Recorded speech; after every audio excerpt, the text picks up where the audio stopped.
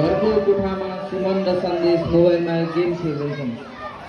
यस विद्यालयमा पढ्ने सुमन र सन्देश मोबाइलको लतमा फसेका छन्, जबकि रिता अध्ययनमा अग्रसर छिन्।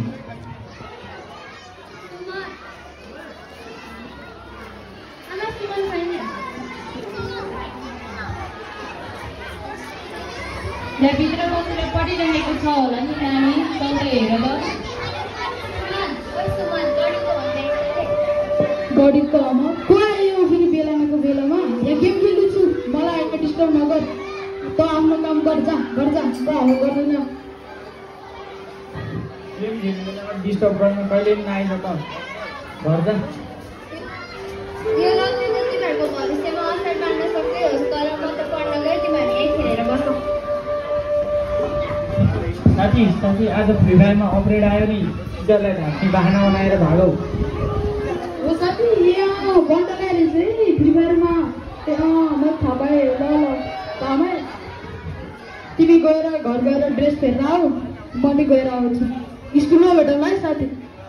ल साथी। म पढिरहेको थिएँ, अब स्कुल जान्छु है आमा। राम्रोसँग पढ है स्कुलमा गएर। ल कक्षामा शिक्षिका प्रवेश। मिस लता प्रवेश गर्छिन्।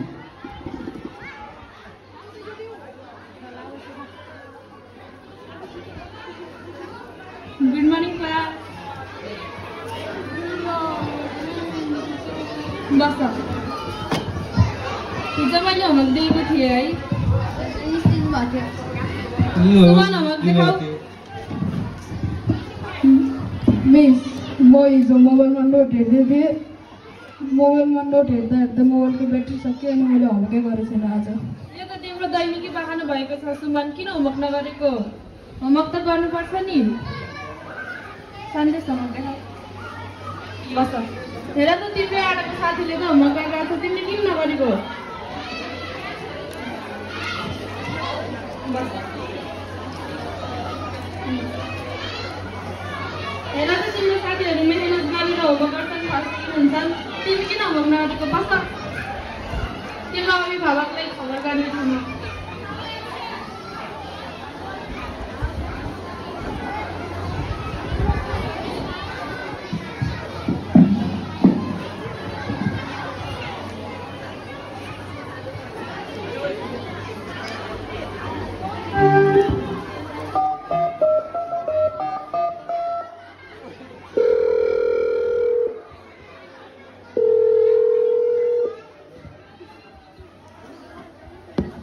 हेलो नमस्कार हजुर।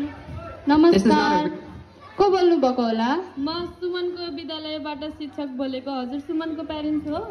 हजुर हो। के कारणले फोन गर्नुभएको होला तपाईँले? ए सुमनले चाहिँ गृह कार्यहरू गरेको छैनन् मैले दिएको। आजकल चाहिँ उनी धेरै मोबाइलमा मात्रै गर्छन्, धेरै फोन हेर्ने गेम खेल्ने गर्दो रहेछन्। होमवर्क दिएको कार्यहरू पनि गर्दैनन्। घरमा होमवर्क गर्छन् कि गर्दैनन्? ए एउटा सुमन भन्ने एउटा छोरासँग बसेर होमवर्क गरिरहेको छ त भित्र दिनभरि। होमवर्क गर्छन् कि के गर्छन् हजुरले ख्याल गर्नु होला घरमा। ए हस् हुन्छ, आजदेखिबाट म उसलाई दिनदिनै हेरिरहेको छु। हस् हस्।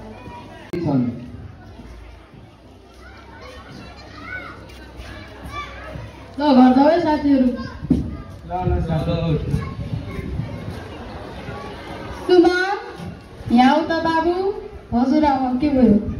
तिम्रो विद्यालयबाट फोन आएको थियो, तिमीले आजकल पढाइतिर भन्दा धेरै मोबाइल हेर्न थाल्छौ रे, हो र? हो आमा, मैले तपाईँलाई ढाँटेर होमवर्क गर्छु पढ्छु भनेर मोबाइलमा गेम खेल्थेँ। मबाट गल्ती भयो आमा, अबदेखि म पढ्छु लेख्छु, ठुलो मान्छे बन्छु। बाबु मोबाइल भनेको हतियार हो, तिमीले यदि राम्रोसँग त्यसको प्रयोग गर्यो भने तिमीले त्यसबाट धेरै ज्ञानहरू लिन सक्छौ। यदि तिमीले त्यसो गरेन भने तिम्रो जिन्दगी नै बिगार्न सक्छ। अबदेखिबाट त्यस्तो नगर ल। ल हुन्छ आमा, अबदेखिबाट राम्रोसँग पढ है। ल हुन्छ। सुधार, नयाँ सुरुवात। स्कुलको अर्को दिन सुमन, सन्देश र रिता पूर्ण कक्षामा।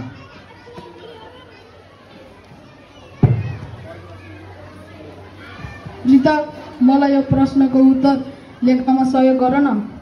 ओहो आज कताबाट घाम झुल्केछन्। सुमनले त मलाई प्रश्न पो गरे त म तिमीले सिकाइदिन्छु। रिता म माथि अहिले सुधार आएको छ। मैले अब घरको परिस्थितिहरू बुझेँ।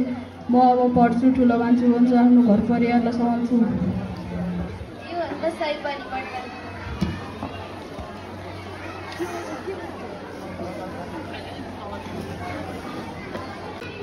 सबै मञ्चमा प्राचार्य अगाडि।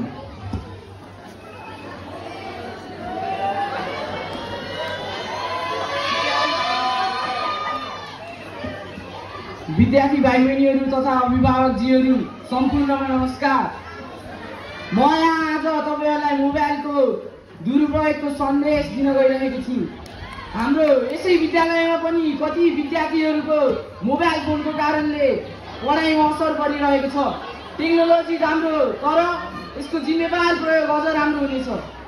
मोबाइलमा होइन, तपाईँहरूको भविष्य तपाईँहरूकै हातमा छ। हस्त, धन्यवाद। लता मिस रहेको थियो।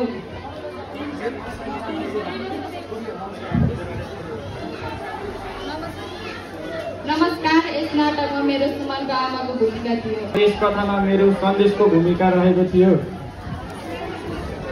नमस्कार, यस कथामा मेरो प्राचार्यको भूमिका रहेको थियो। नमस्कार, यो कथामा मेरो सुमनको भूमिका रहेको थियो। नमस्कार, यो कथामा मेरो रिताको भूमिका रहेको छ। नमस्कार, यस कथामा मेरो न्यारेटर वा वर्णनकर्ताको भूमिका थियो। नमस्कार, मेरो यस कथामा विद्यार्थीको भूमिका थियो। सानो नाटकको संयोजकको भूमिका खेल्दै यो नाटक निर्माण गरेको छु। यस नाटकबाट हामीले मोबाइलको सही सदुपयोग गर्नुपर्ने भन्ने कुरामा सबैलाई सल्लाह दिन गइरहेको थियौँ। यसमा जस्तै हाम्रो यसै नाटकमा पात्र भएका थिए सुमन उसमा फोनमा गेम खेलेर धेरै बिग्रिएका थिए र उसको सानो कुराले पनि ऊ छिटै परिवर्तन भए। त्यस्तै हामी पनि यहाँ प्रगति बसिरहेका मध्ये कतिपय यही मोबाइलका